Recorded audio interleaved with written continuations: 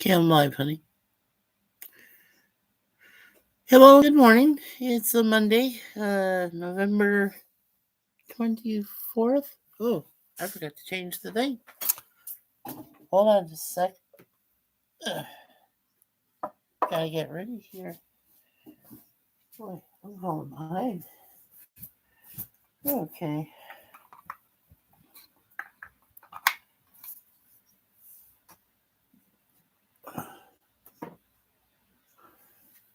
What's that phrase? Always a day late and a dollar short. Okay. Good morning, Captain Infinity, time travel police. Try to get my mouthing working this morning. Blah blah blah blah blah.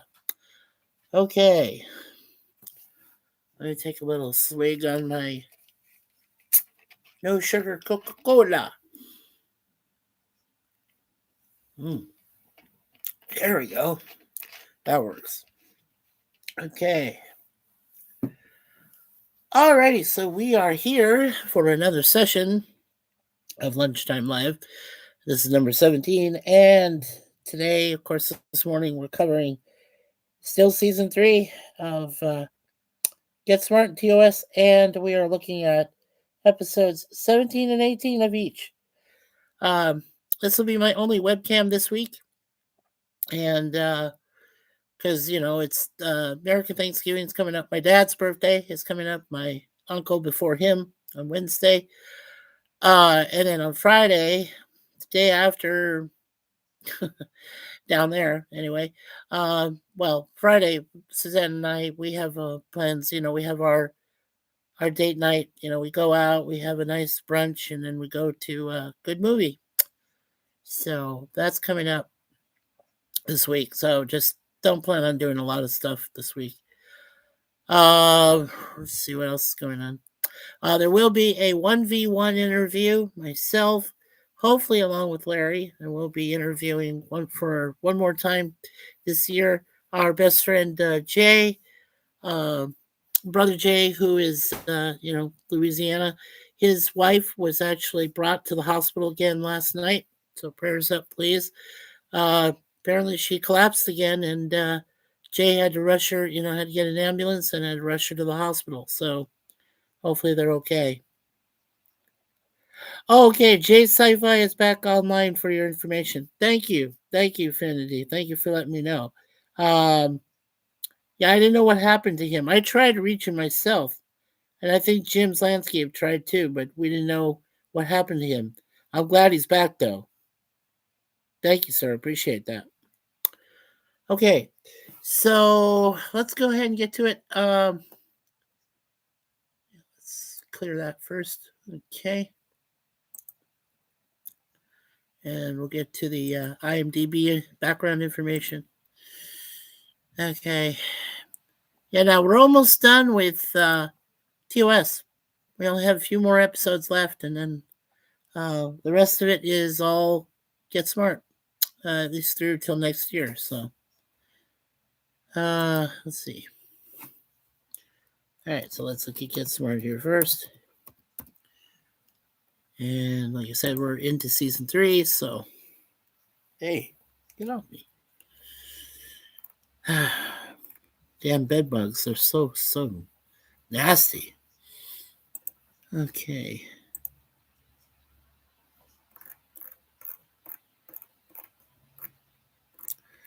Okay, so this morning we're looking at the Little Black Book Part 2, which is episode 17, and episode 18 is Don't Look Back. And let's see. So on this one, now knowing that Max is a spy, and his army buddy go up against the chaos agent known as the Maestro. Yeah, so we're going to look at we looked at the two lady actresses that were in part 1 last week. So now we'll look at the two gentleman actors that are prominent this week. And then that aired Saturday, February 3rd, 1968. It got a straight 8.0 out of 10, so it'd be great. That's good. 226 people have seen it. Then in Don't Look Back, which came out the following week, Saturday, February 10th of 68, Max ends up as a fugitive after he is convicted of robbing a bank and killing a man. On his way to the death house, he sees the one-hand man and escapes to find him. And that was a 7.8 out of 10, which got up to a B. So that's good too. 204. That was a take on The Fugitive, which featured Richard Jansen going after the one-arm man. So yeah, that was they did that in comedy. They took over and did that stuff. So okay, and of course in the part 2, Little Black Book, of course that's his army buddy is played by none other than Don Rickles. Because both Don Rickles and Don Adams grew up together, and they did the comedy circuit and everything in Vegas and so on. So yeah, that's where that association comes from. All right. So let's see here. Okay. Yeah, we've already looked at Don Rickles. I know we've looked at his career. Rest in peace. Okay. So Robert Easton, we're going to look at him.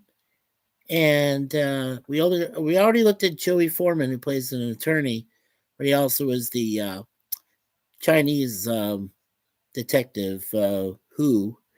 And so we're going to also look at Corbett Monica, who plays Brancato. So Robert Easton, the maestro, and Mankato, or Monica, playing Brancato. Okay, so yeah, so let's get to the trivia here first. Okay, this two-part episode was originally scripted as one, but it was decided to extend it as Don Adams and Don Rickles came up with so much material ad-libbing. This is the third and final Get Smart appearance of Joey Foreman. Ernest Borgnine makes a one-line cameo appearance. Cool. The sergeant refers to Max as Clarence Darrow. Clarence Darrow was the defense attorney in the Scopes monkey trial in 1925, defending a teacher charged with teaching evolution.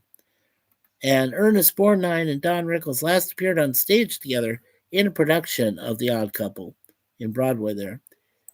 And James Comack, director of the episode, yeah, I don't know why they continue to quote that he played a photographer, Uncle Norman, on MGM's Courtship of Eddie's Father, starring Bill Bixby and Brandon Cruz. I have no idea why they keep doing that, but I guess that's just as a reminder.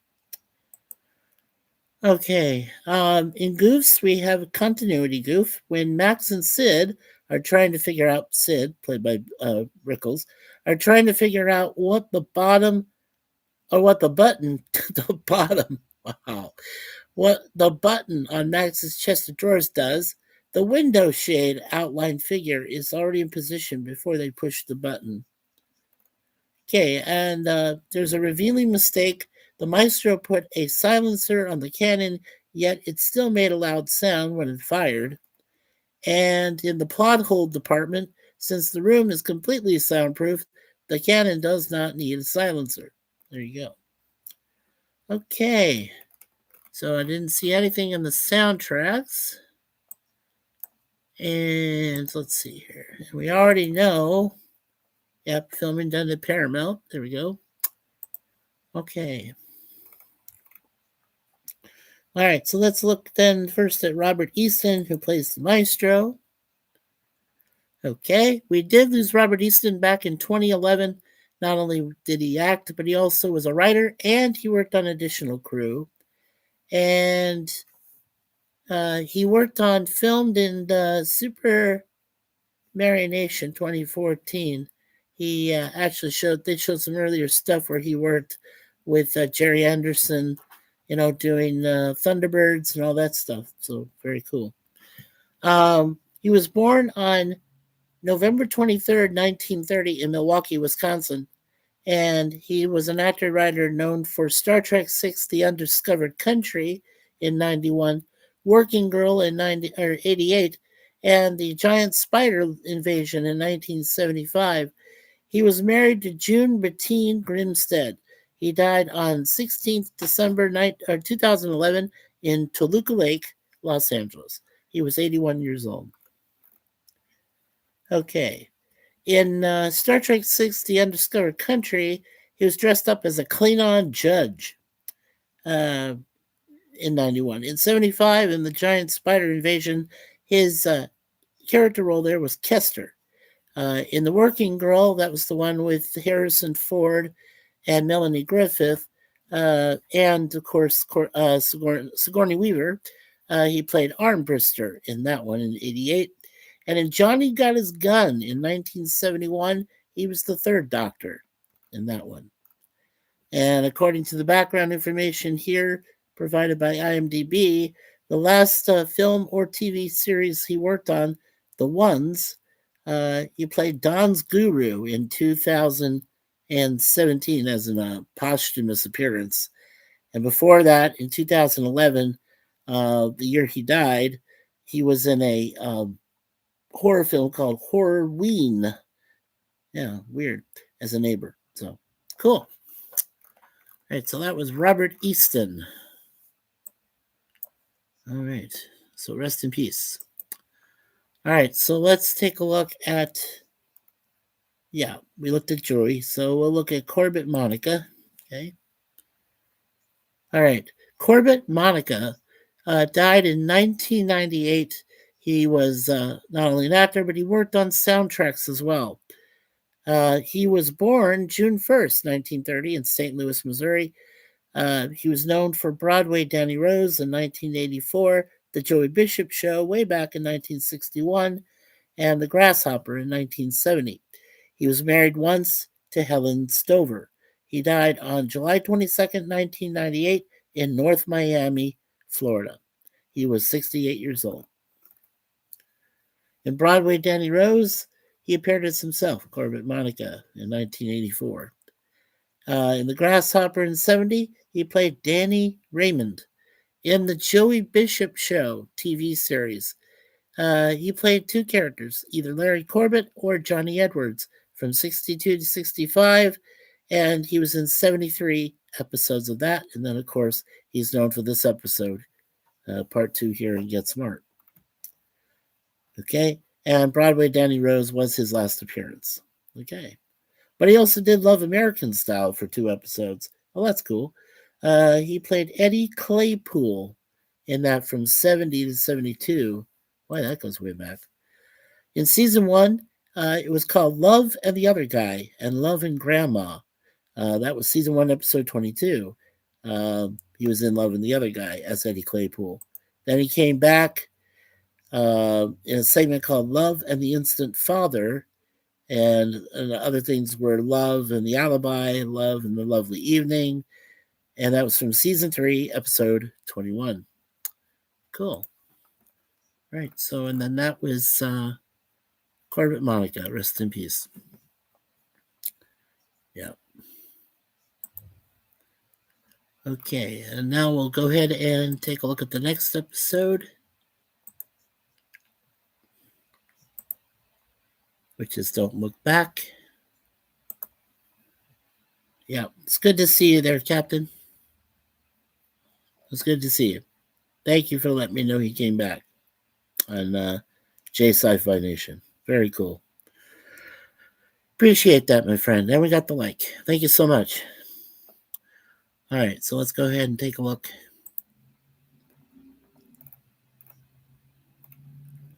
Okay, the usual cast of characters, Adams, Feldon, and Platt.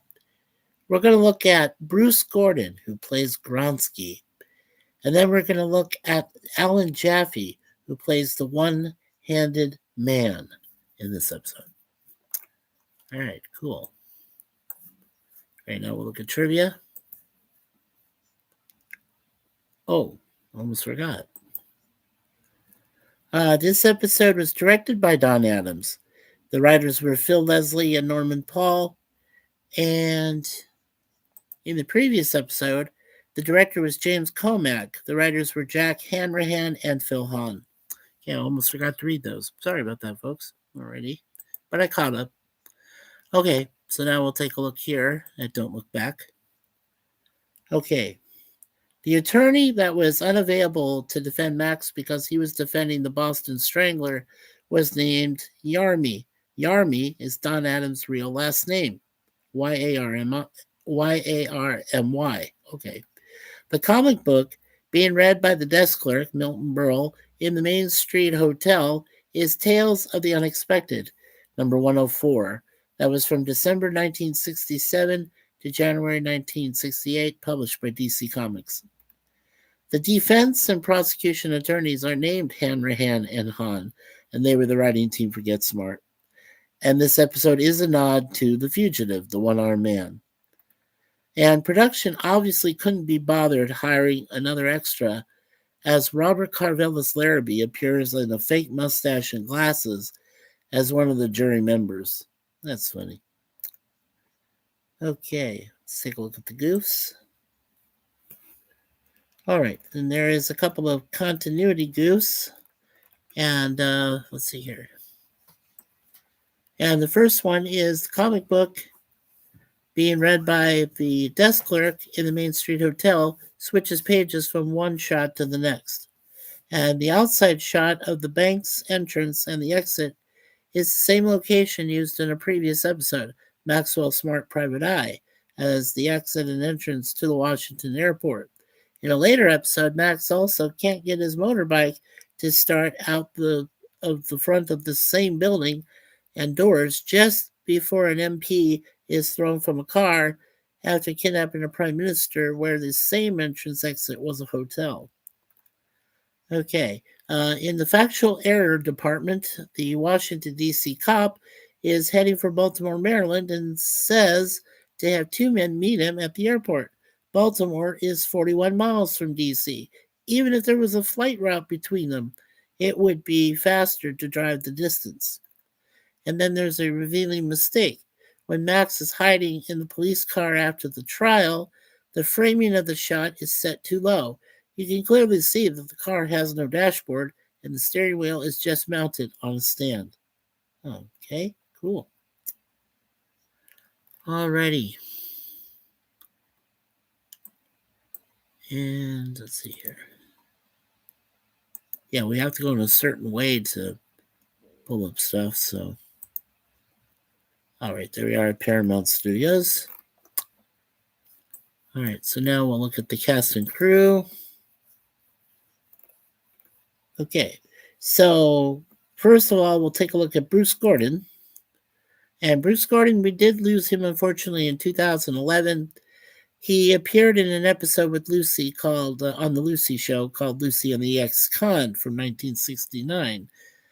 As an actor, he was born February 1st, 1916, in Fitchburg, Massachusetts, known for Piranha in 1978, the original one. Oh, that's cool.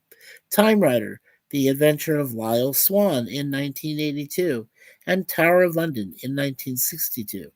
He was married to Mary Jane Farrar Falvey and Marla Gordon, so he was married twice.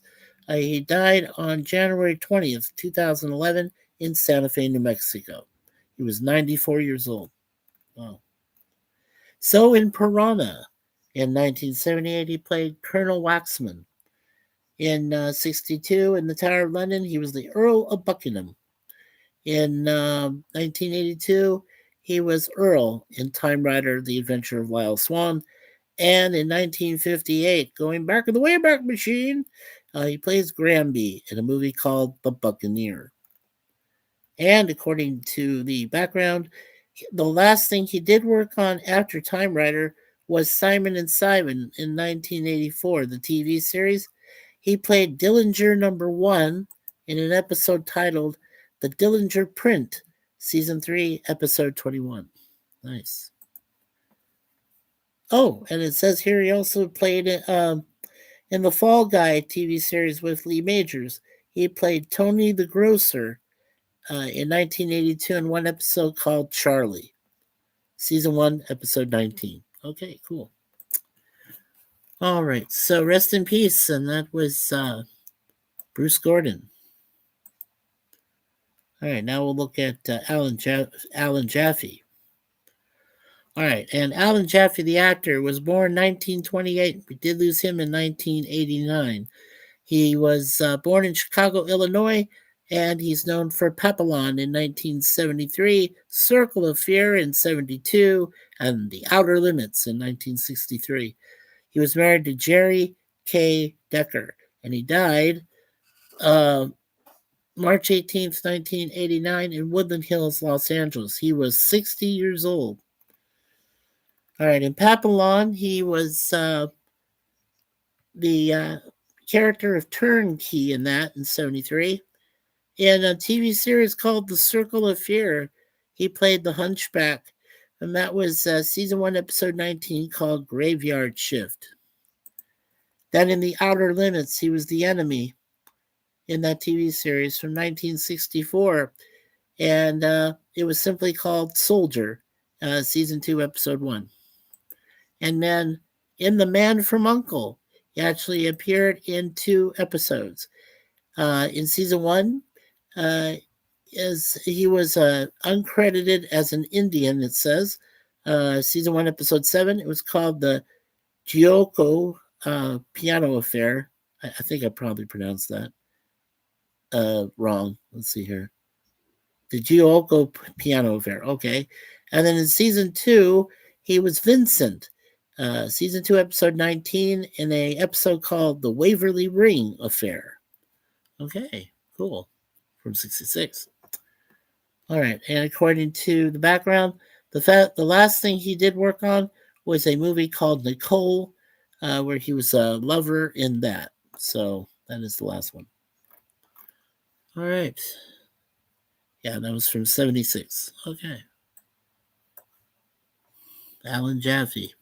Rest in peace. Alrighty then. So, all right. So the next time when we look at episodes 19 and 20, episode 19 is going to be called 99 Loses Control. And episode 20 is The Wax Max. Cool. Alrighty. So let's go on and take a look at TOS. So the original Star Trek.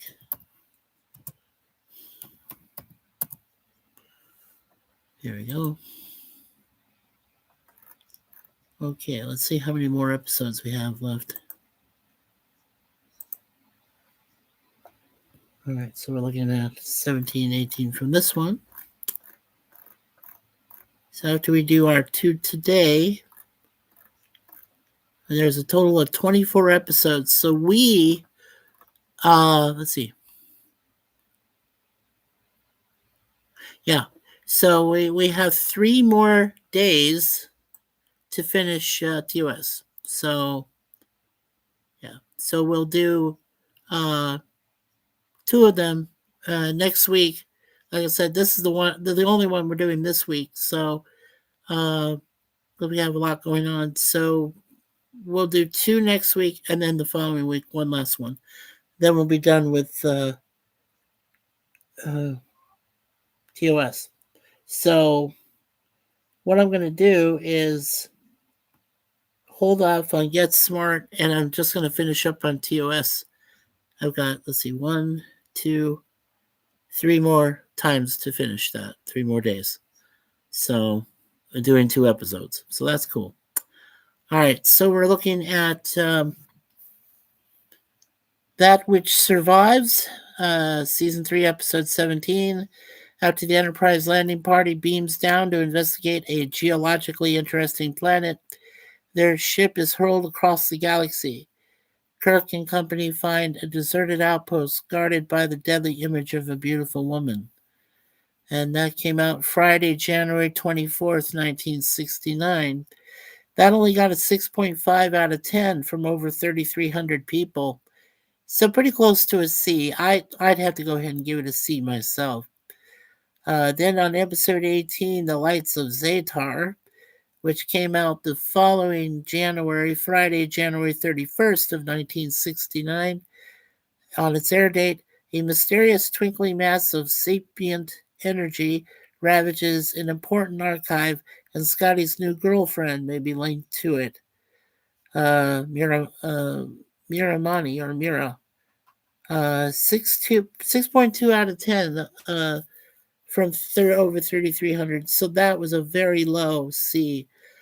Yeah, I have to say the Lights of Zatar wasn't really one of the best episodes in season 3. So yeah, I have to go with their assessment pretty much. So a C grade on the first one and a C minus on the second one. Yeah. Okay. So let's see. Give me a few minutes to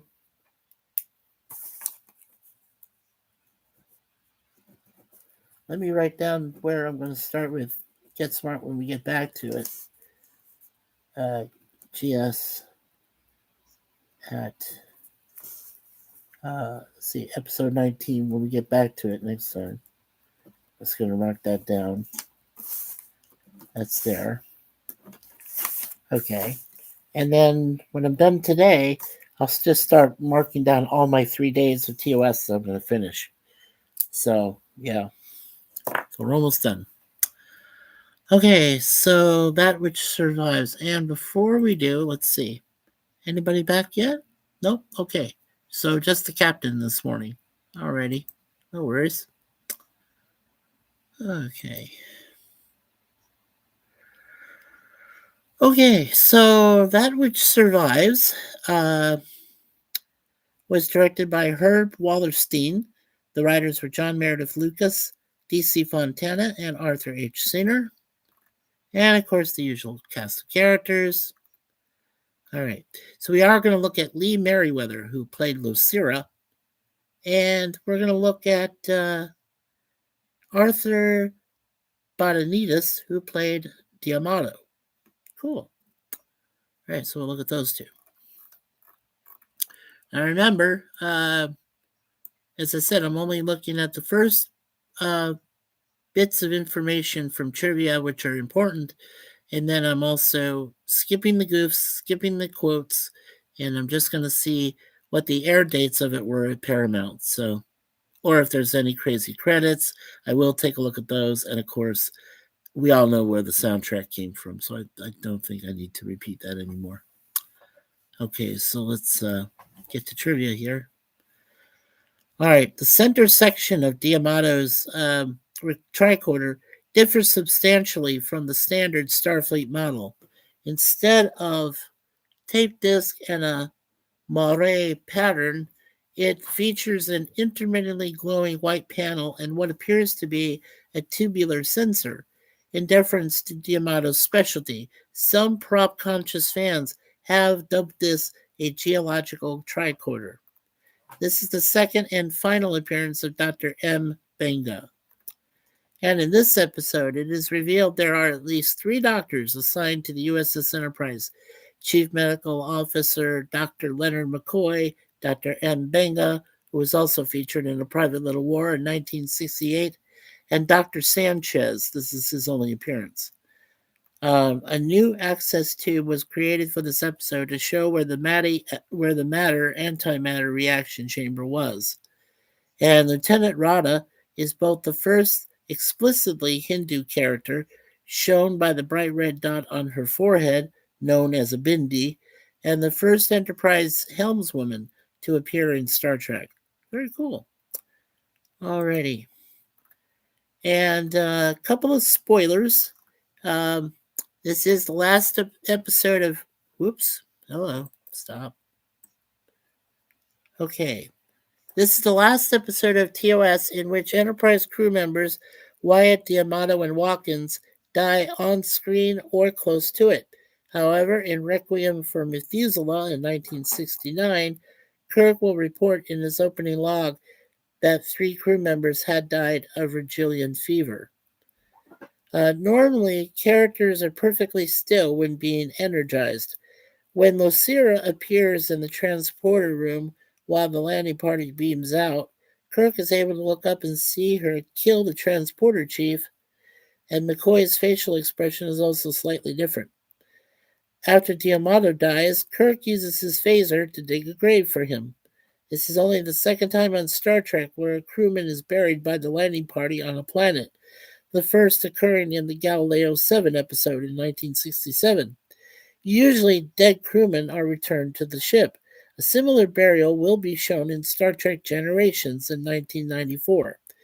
One could also say that a crewman is buried by the landing party on a planet when Kirk is able to kill and entomb a mutating Gary Mitchell on Delta Vega in Where No Man Has Gone Before from 66, although no formal ceremony is shown. And one of the few times a crewman who is not a red shirt is killed. D'Amato is in the sciences department and he wears a blue tunic. Yeah. Alrighty. Okay, and we still have Alexander Courage writing the music and Lily G. Norman singing. All right. All right, and besides Paramount Studios, the film dates were from September 26, 1968 to October 3rd, 1968. Cool. All right, so let's go ahead and take a look here at Lee Merriweather, who plays Lucira, and then we'll look at D'Amato, played by Arthur Badanides. Right. All right, and according to our information here on IMDb, she is still alive. She just had a birthday, born May 27th, 1935, so she is officially 90 years old. Very cool. And today, Sexy Lee Merriweather is best remembered for her roles in a few science fiction and fantasy cult productions made between 1966 and 69. Of course, she did Batman the movie as Catwoman.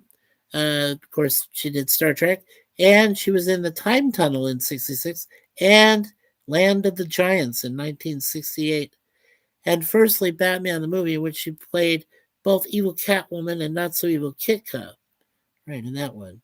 And she was nominated for one Primetime Emmy. Probably for Barnaby Jones, because I know she worked on that one with Buddy Epson.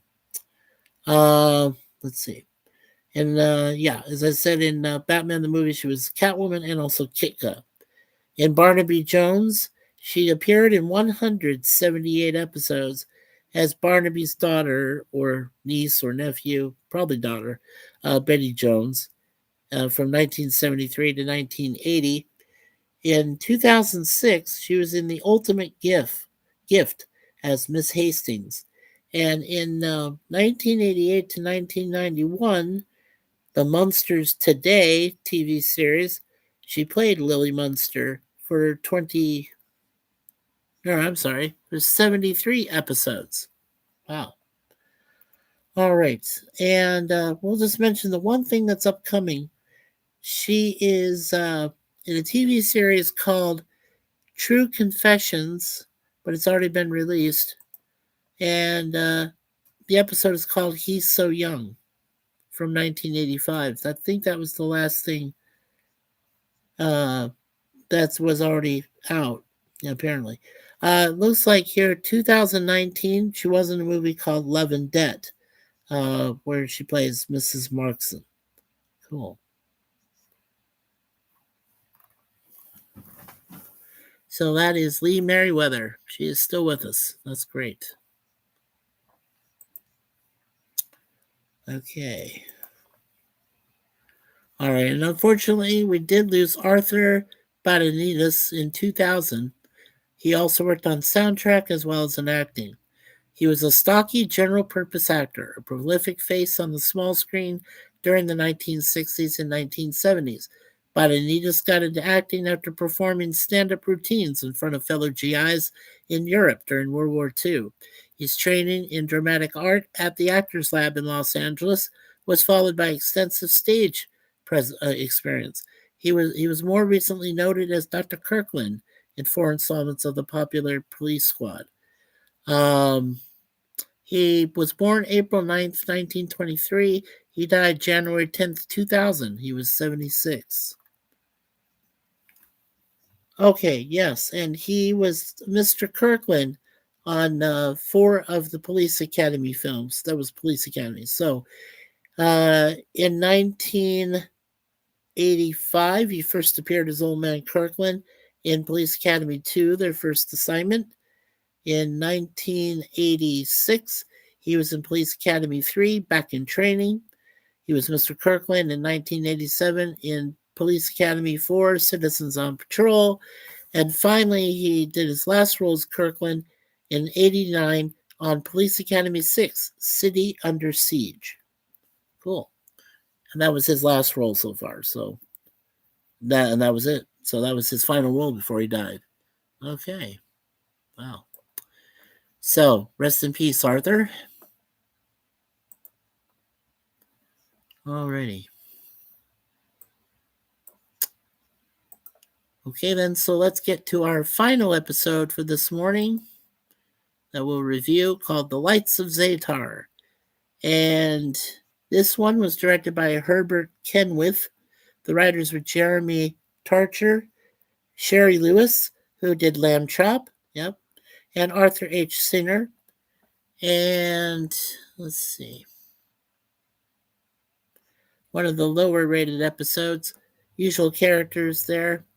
All right, so Lieutenant Mira Romaine was played by Jan Shutan. So we are going to look at her. And let's see. The Satar voice was voiced by Barbara Babcock. We've already looked at her.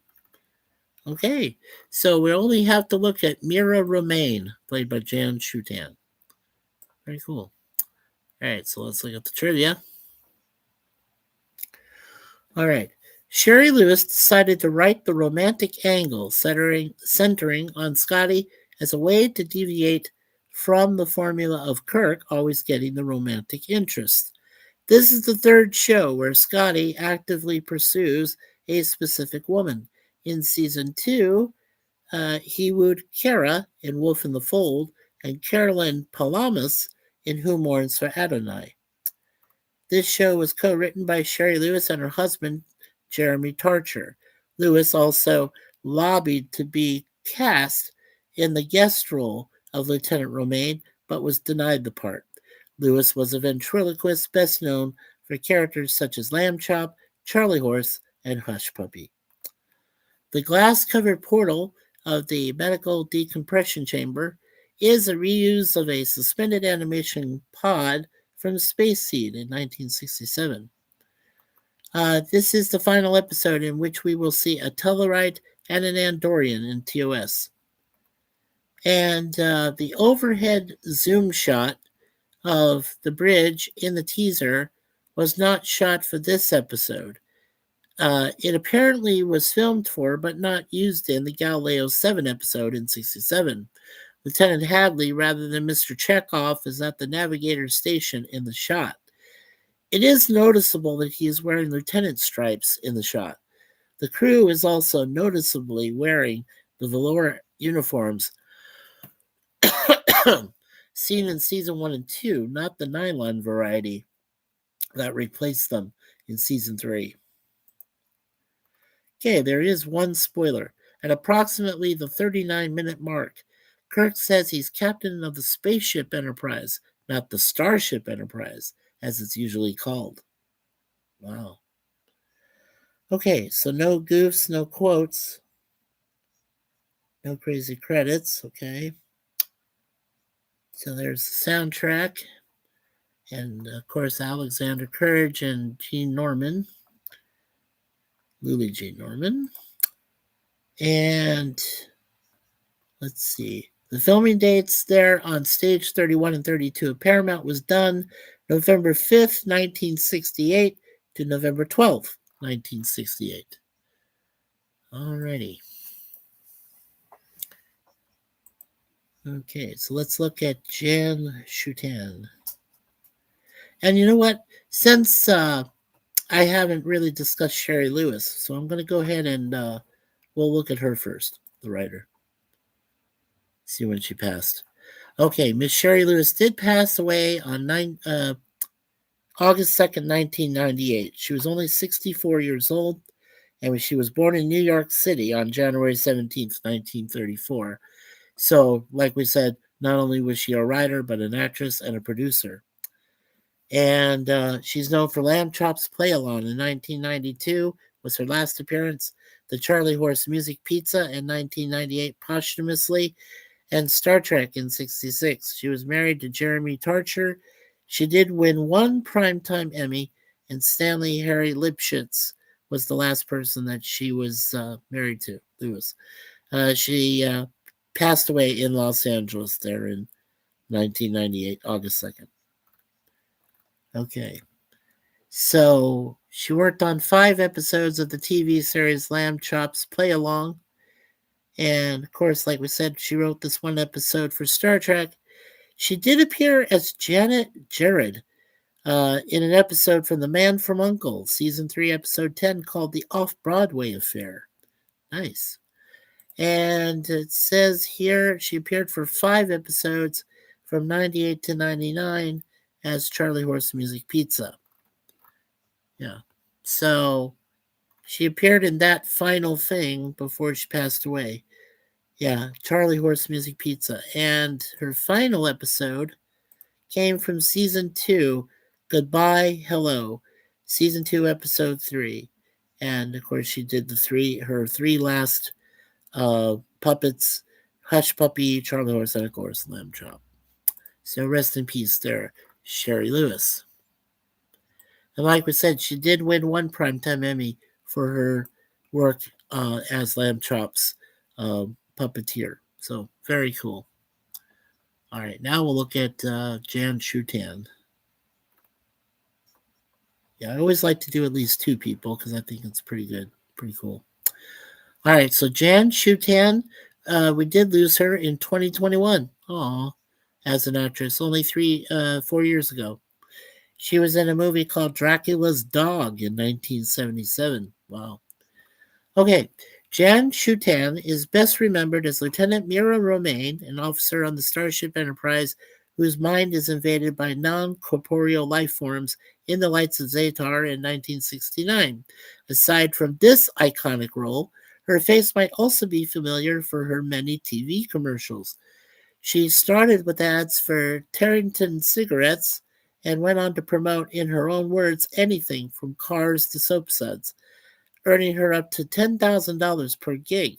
She was born Janice Dottenheim in Los Angeles, and then she grew up in Beverly Hills, and she was bitten by the acting bug pretty early. So she was born November 5th, 1932, and then she died October 7th, 2021. She was 88 years old. So too bad about Mira or Jan in that one. Okay, in 1963, she was in the TV series Arrest and Trial, where she played a receptionist. And in that episode, season 1, episode 13, it's called Some Weeks Are All Mondays. All right. And in the Outer Limits in 1964, she was Mrs. Subiran in an episode called The Inheritors Part 2, season 2, episode 11. Very cool. And she did appear in one episode of The Night Gallery, the next horror series with Rod Serling. In that, she played a role called Jan Blessington. The segment was called Tell David. Yeah, there was 3 different ones. There was the different ones, Tell David, blah, blah, blah, and Lagoda's Heads in 71. And so she played Jane Blessington in the Tell David segment, season 2, episode 14. Very cool. All right. And let's see. Her last appearance. There we go. Her last appearance was in 1988 in a TV movie called Miracle at Beekman's Place in 88. So that was her very last appearance. Very cool. So rest in peace there, Miss Shutan. And she also appeared in Hello Larry, Mother Jugs and Speed, NBC Special Treat, This House Possessed in 81. She played Helen. That was a TV movie. Nice horror film. So Jan Shutan. Okay. So we are done today with our 4 segments from the 2 series of Get Smart and TOS. And for the next 3 dates, 2 of them, actually we'll try all 3 next week. after the 1st of December, after we celebrate our girls' Deja Vu's 5-year birthday on December 1st. So after that, we will do the last 3 episodes of TOS, or the last 3 segments, the final 6 episodes of TOS season 3. So yeah. Okay, so then after December 1st, we'll be looking at Requiem for Methuselah, and we'll be looking at The Way to Eden, one of the worst shows or worst episodes ever, which got a 5.4 out of 10 from over 3,800 people. That's those hippies.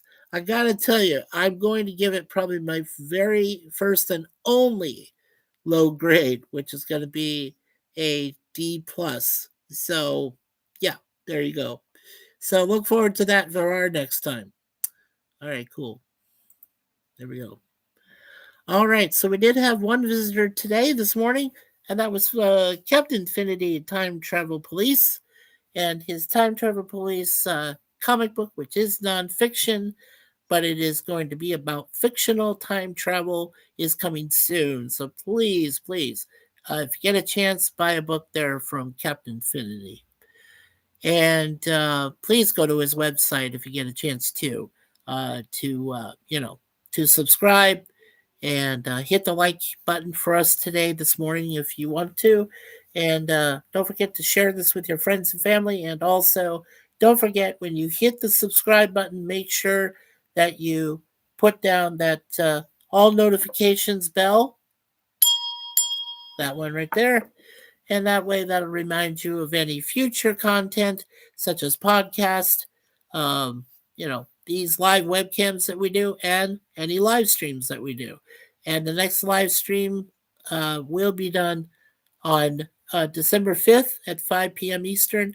We'll be interviewing our brother Jay there from Louisiana, and Leanna, hopefully, will be recovered by that time, his beautiful wife, and our daughter, and our adopted daughter. And also, after December 1st, over the course of the next 3 days, over the course of the next 3 days, December 2nd, 3rd, and 4th, I will be going through the last 6 episodes of TOS from season 3 to finish those out. So, yeah. So that's what we're going to do to finish. And then we'll get back to, we might get back to Get Smart either later on in December, or just we'll wait till after and start that back up in January of next year. That's probably what I'll do, because I have a couple of other things I have to get going. So, all right. So let's go ahead and mark this down on my calendar so I know this. All right. So season 3 and episodes 19 through 24 for TOS, and that will be December 2, 3, and 4. Whatever days we decide, or whatever time we decide to do those. So the time is irrelevant. All we know is we're going to do it over the course of those 3 days after we celebrate our baby Deja Vu on December 1st. So, yeah, that'll be cool. All right. And then I've got Get Smart at episode 19.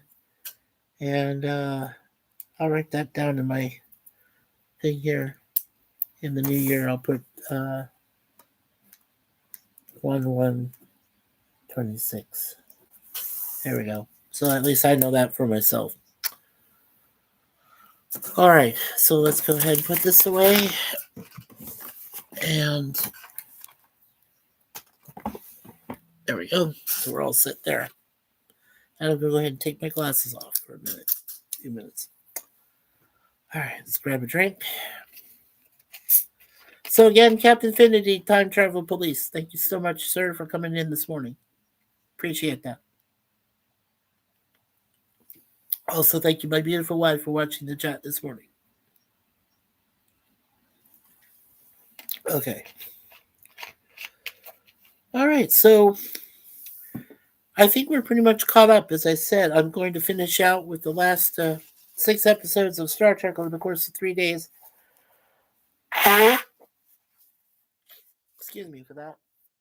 And that'll be coming up in a week or so.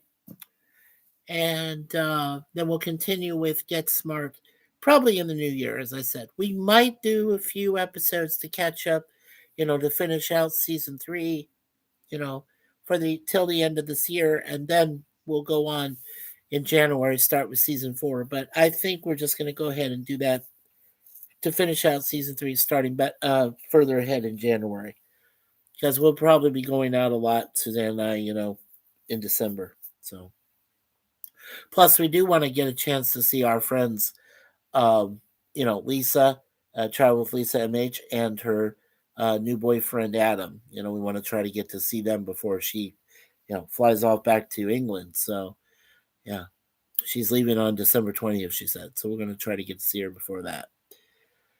Okay. And it's good news that Sci-Fi Nation is back online. Information for your information. Thank you, Captain. Appreciate that too. Okay. So as we say here at ChattyBloggerMS, which stands for Mikey Sue's, my wife who always says leave everything in God's hands, Larry who says always be yourself, that wonderful man Gene Siskel of Siskel and Ebert at the Movies who said, and now the aisle's closed. And for myself, remember, you never know where you'll hear or see me next. So make sure you keep an eye out for me out there in the live stream land, wherever that is. But yeah, like I said, after today, I don't plan on, me and Suzanne don't plan on doing any live streams or anything till at least December 1st, because we have this gorgeous girl right down here, right below me, Miss Deja Vu, is going to turn 5. Yes, baby. Yeah, I can't wait. I know we're going to get you on camera too. Well, at least mom will try. I can't lift you. Um, okay, so yeah, so that'll be December 1st. Then, like I said, I'll finish out TOS over the course of the next 3 days, December 2nd, 3rd, and 4th. No time chosen, nothing like that. But then December 5th, I will have that final 1v1 for the year. That's going to be done, of course, with our best friend, Brother Jay and Leanna at 5 p.m. Eastern on December 5th. We do have a set time for that. And I will try to get a hold of Larry just after Thanksgiving and see if he wants to co-host with me so we can get a proper interview with Jay this time. Yeah, to let him know everything that's going on, updates and everything like that. So that's going to be a lot of fun. I hope we get a chance to do that next week, after this week. So yeah. Okay, so God bless America, God bless Canada, God bless the UK, God bless Europe and the rest of the world. Remember, we just have one, so make sure that that you become the future guardians and stewards of taking care of this world, so that your future generations, your future kids, and so on can come and enjoy the different landscapes, the different beauty of landmarks and things like that around the world, and that we can also fight for a fragile peace so that there's no more wars, no more warring, no more killing, nothing like that. We just want to make sure we can hope for that, pray for that, and also try to work on getting that to happen, to have peace in this world. So, and of course, peace here from Mikey Seuss 4. So, on behalf of the beautiful Deja Vu, the beautiful Moon Pie, both of our furry babies, our daughters, and of course, my beautiful wife Suzanne and myself, we want to say thank you all for helping us get to this point. Excuse me. Excuse me about that. Sorry about that. Thank you for helping us get back to our normal wonderful thing we like to do here at ChattyBloggerMS, where we like to keep it kind and gentle, and we want to be able to embrace everyone that comes into the chat, either for a webcam or a podcast or a live stream, so that we can have some fun, talk to one another, and leave the bad world outside, at least for a couple hours. All right, so take care, everyone. We'll see you next time on ChattyBloggerMS, which stands for Mikey Sue's. See you then. And God bless everyone. Happy holidays.